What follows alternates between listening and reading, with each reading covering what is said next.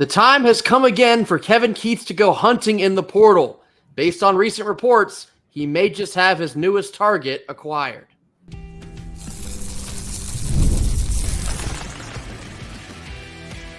You are Locked On Wolfpack, your daily podcast on the NC State Wolfpack, part of the Locked On Podcast Network, your team every day. What's up, Wolfpack Nation? It's time to get locked in with Locked On. Thanks for making Locked On Wolfpack your first listen each and every day. We are free and available wherever you get your podcasts and on YouTube, part of the Locked On Podcast Network, your team every day.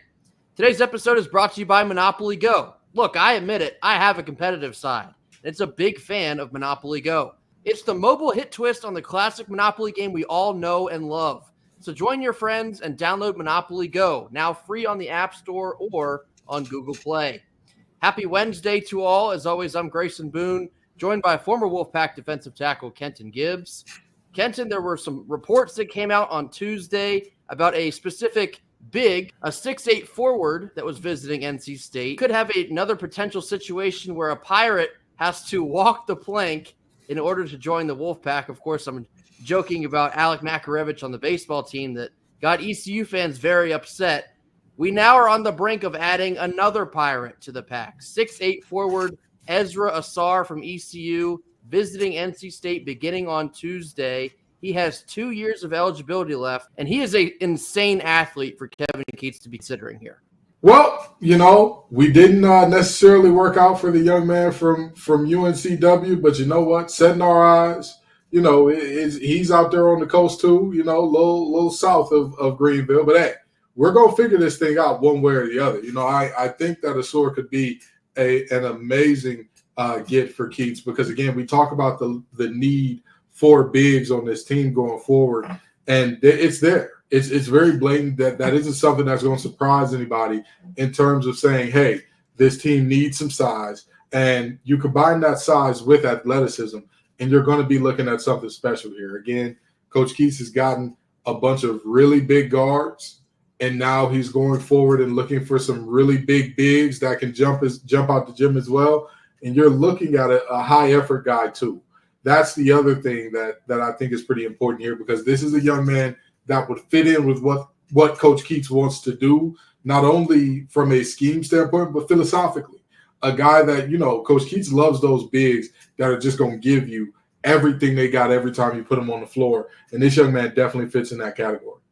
Watching some of the tape from Asar at ECU, what jumps out is his motor. And I talked about him being an athlete. He moves incredibly well. He's a 6'8" forward, but honestly, he plays more like just a really big guard. The way he can move, attack the paint, get up and crash the boards. He can hit jump shots. He can do a little bit of everything. And watching some of the tape, he almost gives you shades of like a Dennis Rodman. And that's also in a sense that he does like to dye his hair. He had purple cornrows at ECU. So perhaps if he comes to State, he'll show up with red cornrows. But that motor is just what really blows you away. The effort to grab loose balls and make the extra pass and try and utilize every inch of the court, that is really a big-time selling point for Ezra Asar and Kevin Keatts to be considering here. And I think he does a lot of things that would really fit well into Keatts' system. I mentioned the ability to hit jump shots. He doesn't have to play so close to the rim to be effective. He's able to hunt his own shot at times, create his own shot at times. He's super aggressive in the paint. I believe a stat I saw was he was like top 10 in the country in free throw rate. So again, we've talked about potentially seeing an offense that shoots a lot more free throws than we've been accustomed to. Adding Asar to the mix would certainly help that out. Yeah, and with some of the guards that we were talking about NC State getting, not being great three-point shooters necessarily, you need bigs that can help stretch the floor because you're not going to have a situation where you can put it entirely on your guards to say, hey, y'all have to knock it down at a 35% or so clip in order to keep us afloat. And if y'all can't do that, we're going to struggle. No, you need everybody to be having all hands on deck effort, including your bigs. So Asar's ability to stretch the floor and make sure the teams can't just basically have everybody say, oh, we're going to run the pack line defense against NC State. Nobody go out past the free throw line and we'll be just fine. The ability to make that happen is vitally important. And ultimately, I think that's what we're seeing with going to get a young man like Ezra Asar. And Asar has other schools like Seton Hall, Georgia Tech, Georgetown Arkansas was interested for a bit, but NC State gets their crack at him this week, and we can't wait to see if Kevin Keatts is able to reel him in. There was a second name that also appeared on Tuesday, potentially in the running for this last scholarship at NC State. Goes by the name of Brandon Gardner. He's a 6'8" forward. He was just a freshman at Southern Cal this year, redshirted, so did not see the floor outside of, I think, maybe the first game or so. But he was an extremely high-level talent coming into college. He was a 4-star forward. On Tuesday, he named his final 6 schools that he's considering joining. They are Arizona State, Arizona, Texas A&M, San Francisco, Jacksonville, and NC State. A little bit of a list that's kind of all over the place. But Brandon Gardner, in a sense, feels like a backup option to Ausar. It seems like the interest is there for Kevin Keatts in the event that Ausar doesn't quite work out. And like I said, Ausar is being heavily sought after. Brandon Gardner would be much more of a project, being that he hasn't played at the collegiate level yet. You'd be just basing that off of his high school projections. But nonetheless, he's a very talented young prospect. And in the event that he does come to NC State, I think in the long run, he could really help us out. Yeah, the more the merrier. I'm a very big proponent of never leave a bullet in the chamber, right? So in this sense, never leave a scholarship on the table. If you have a scholarship available, and if we cannot land Ezra Ausar, why would you not? Why would you not say, hey, Mr. Gardner, come on, let's talk. Let's have a conversation and see how that works out. Because to me, the alternative is potentially leaving the scholarship on the table or having to go out and get a complete, I wouldn't say complete nobody, but somebody who has little to nothing going in terms of interest or who hasn't been heralded in any type of way, shape, form, or fashion. This is ultimately a moment where you're looking at Gardner and, of course, saying, hey, we want you here. Obviously, if we're in your final 6 or 8 or so, like that's a pretty big deal. But like we talked about yesterday with the number 2 safety in the country from Monroe, at the end of the day, what matters is whether or not you run with the pack. That's what matters more than anything else, because we've seen none and dones before in basketball. And so I'm not going to get my hopes too high for anybody until I see them step foot on the court for NC State. Yeah, and of course, after this ACC championship and after this Final Four run, you want NC State to be standing in a position where they're picking who they want, not just looking around and taking who they can get. They want to have the pick of the litter. And in this case in particular, I have this feeling that it will be Ezra Ausar. I think Kevin Keatts is really going to hone in on him. I've heard that Keatts is the one handling the recruitment in particular. That tells me that he's really trying to hunt him down and get him here to Raleigh. So 2 more names to keep an eye out for as the week wages on. Of course, we'll talk a little bit more about the transfer portal closing. Today, Wednesday, is the day that it closes for underclassmen entering their names. So as I said yesterday, we're nearing the end of the musical chairs. It does feel like Kevin Keatts may just have his last piece to the puzzle. Coming up next, we're getting into a very interesting NCAA case. Feels like we have one of these seemingly every week now. It's about revenue sharing and how this could impact NC State, after a quick word from our sponsors. Our first sponsor of the day is FanDuel. It's winner take all time in the NBA and NHL, and FanDuel's giving you a shot to bring home a big win of your own. Right now, new customers can get $150 in bonus bets with any winning $5 bet. That's right, $150 to bet on spreads, money lines, player props, you name it. Just visit FanDuel.com/lockedon and make every playoff shot count. FanDuel, America's #1 sportsbook. Middle portion of our Wednesday show, now getting into yet another NCAA court case. There was an article that was released on Tuesday that Kenton sent to me. The title reads, "The SEC and Big Ten are developing a plan to share revenue with players in potential landmark change to college athletics." This is an article on CBS Sports written by Dennis Dodd. I'll dive into this just a little bit to help explain it more, but essentially, the SEC and the Big Ten are at the center of trying to develop a revenue sharing plan for players in the Power Four conferences. The SEC and Big Ten are trying to establish a new level of essentially leveling the playing field. That might not be the overall intent, but ultimately that would be a result of this. So each school within these Power Four conferences would receive a cut of the pie from viewership and any other revenue being generated into the NCAA. And then those schools would be able to choose how they how they handle that slice of pie. So early feeling on this type of thing, how do you think this could affect the Power Four immediately?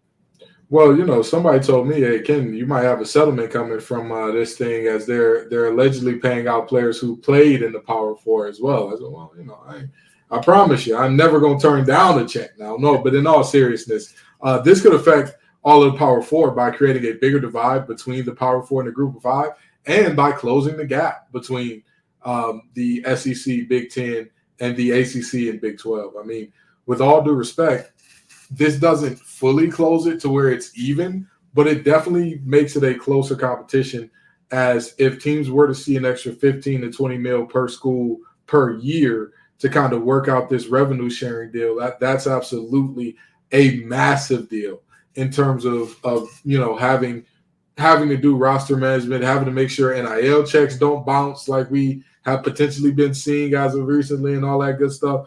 This is a situation that could be extremely beneficial for the players and universities going forward in terms of how much the NCAA is kicking out here in this settlement, because the settlement is keeping this case from being it's keeping it at a $2 billion settlement instead of a $4.26 billion, which, I mean, that's just an absolutely insane number that, I'm not sure if the NCAA survives. So this is a play for the NCAA to have a little bit of survival in an ever-changing landscape. But again, this directly benefits the Power Four in an extremely, and when I say extremely, I mean extremely relevant way, because again, all of these schools, including NC State, are standing to make 8 figures more per year based off of this. So if it's a one-time payment, that's one thing. But as I interpret it, it's supposed to be a yearly thing.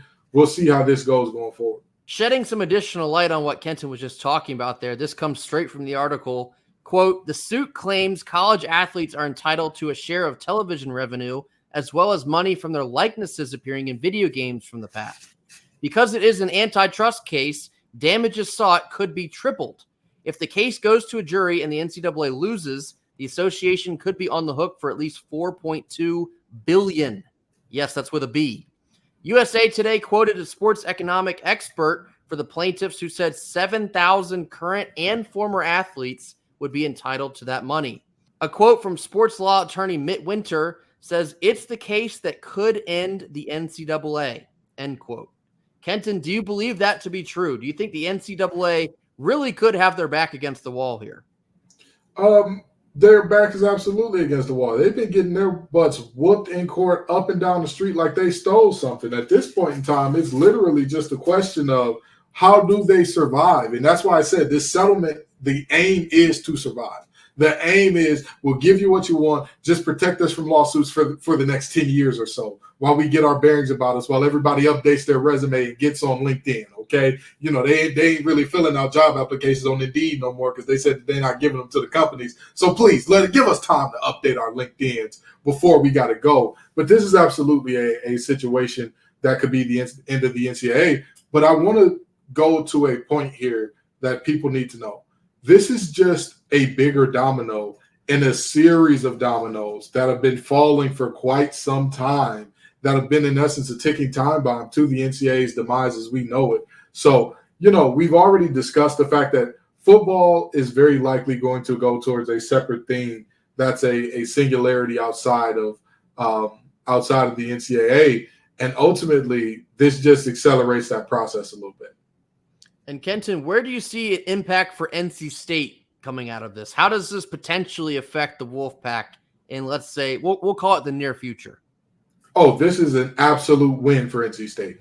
Every single ACC team, every single Big 12 team wins from this because you are brought up closer to those schools that are perceived as above you in the SEC and Big 10. As I've said a lot, and people don't understand this, there is only so much you can do in the facilities arms race.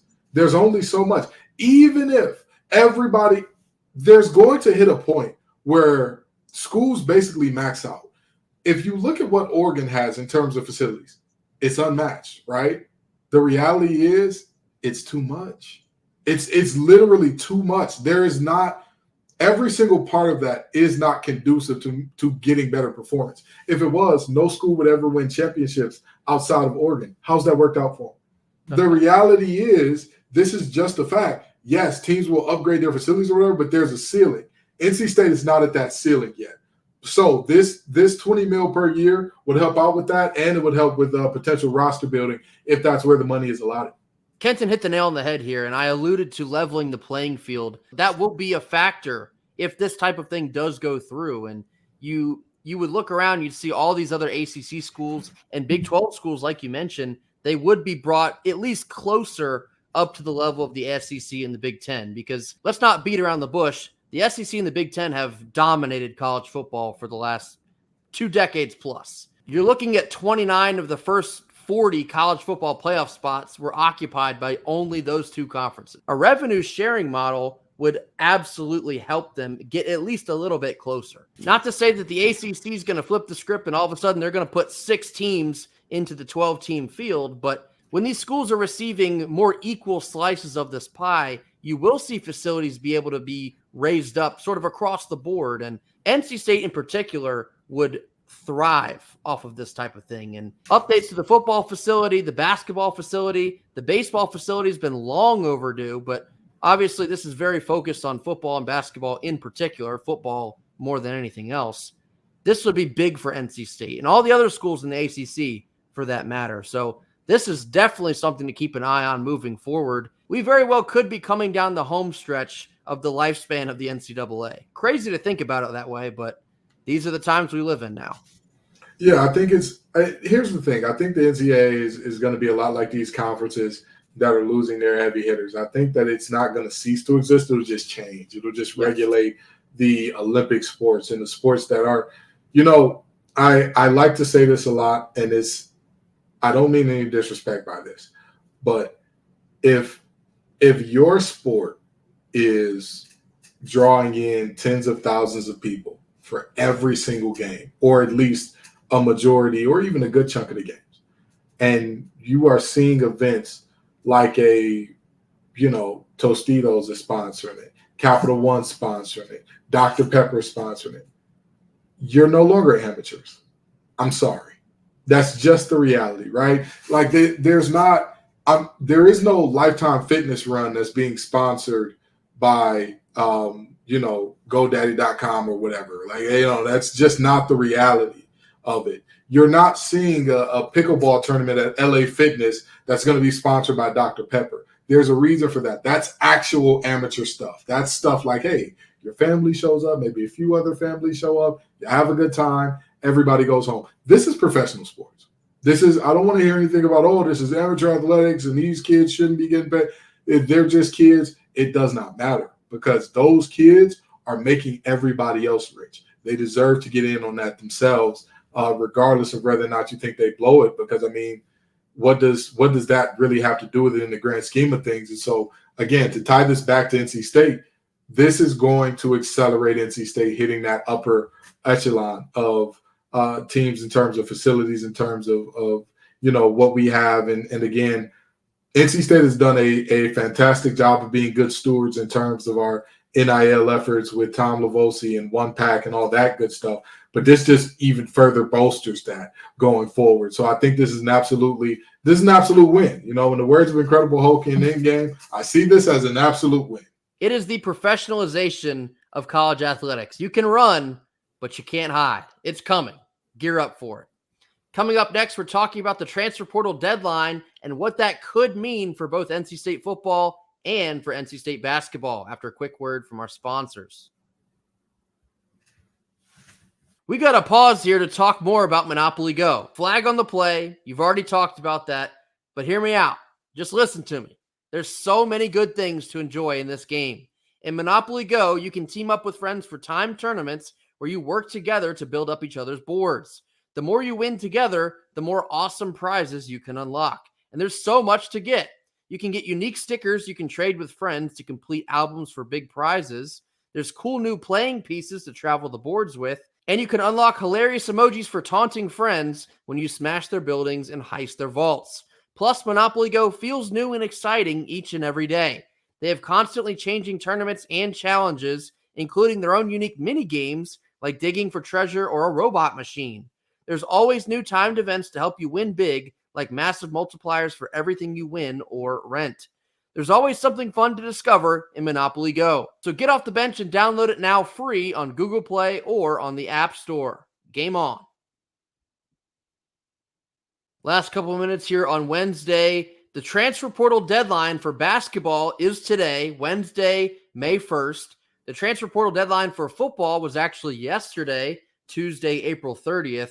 And what exactly does this mean for NC State, both football and basketball? Well, we've talked a lot about MJ Rice.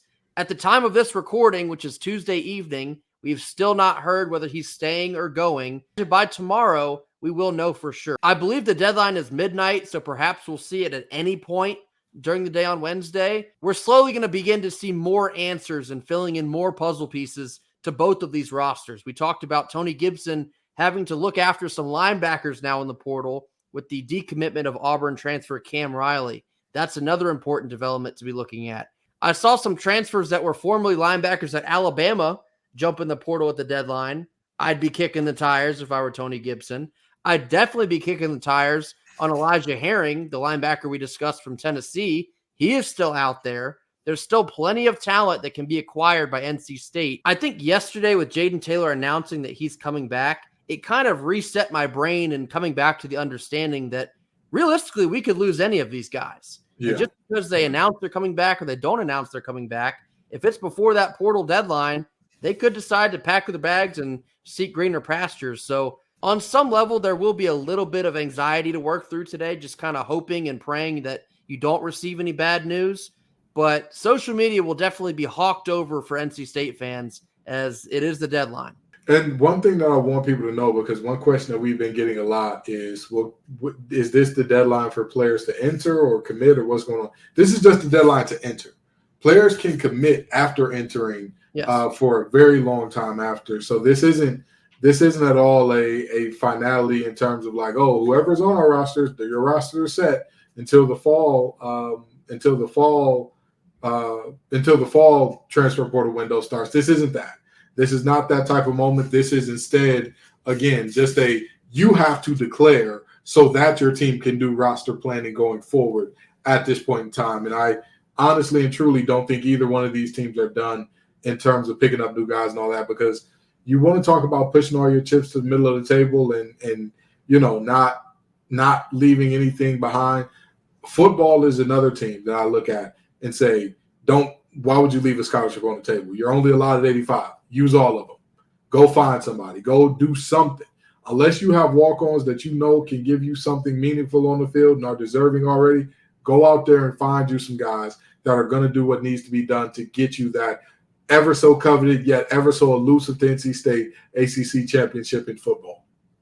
Leave no stone unturned. And I feel like NIL has really gotten to a point for NC State. They could probably be about as aggressive as they would like to be, within reason, of course. They're not going to go after a ridiculous name, but there's no reason to not at least kick the tires like I've been mentioning. Get your name out there, show some interest, and who knows, you could reel in a big fish on the other end of the line. So portal deadline falling within the same 24 hours of both football and basketball. Like Kenton mentioned, the roster reconstruction will wage throughout the summer. I believe Michael O'Connell wasn't even acquired until like June of last year. And of course, he was a grad transfer at the time. So grad transfers are kind of like a whole nother animal to tackle in this thing. They can enter at any time. This deadline does not apply to any grad transfers, coming or going.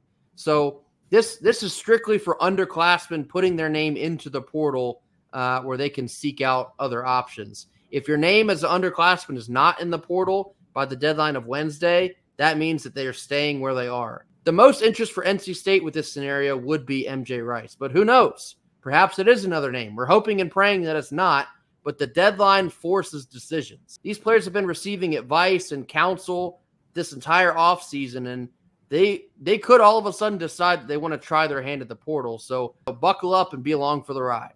That'll do it for us here on Wednesday. As always, thank you all so much for joining us. Be sure to hit that like button, drop your comments in the comment box. Tell us who you think Kevin Keatts should pursue to fill this last scholarship on the basketball team. If you're interested in Ezra Asor from ECU or potentially Brandon Gardner from Southern Cal, or maybe another name. Any suggestions you have, throw them in the box. Tell us what you think about the proposed revenue sharing model for the NCAA and how you could see that impacting NC State in the near future. Any other things you have on your mind, throw them down in the box. I'll be sure to get to each and every one of those. Mash that subscribe button, and we will see you all tomorrow. Until then, go Pack. Go Pack.